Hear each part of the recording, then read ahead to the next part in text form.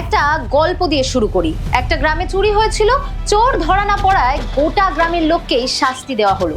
ঠিক এমনটাই ঘটেছে আমাদের চারপাশে। 2016 সালের স্কুল সার্ভিস কমিশনের মাধ্যমে শিক্ষক নিয়োগ হয়েছিল। কেউ মেধা দিয়ে পাশ করেছিলেন, কেউ রীতিমতন ঘুষ দিয়ে। 2021 সালে দুর্নীতি নিয়ে ক্যালকাটা হাইকোর্টে কেস ওঠে।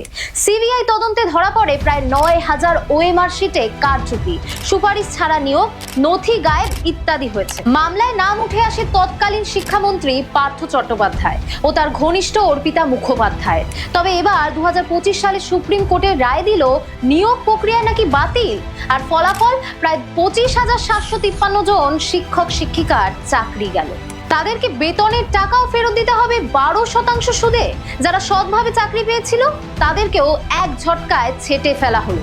এই কি তবে ন্যায্যতা? এই কি ন্যায় বিচার, নাকি শুধুই রাজনীতির পাল্টা খেলা? সাবস্ক্রাইব করুন, পাশে থাকুন।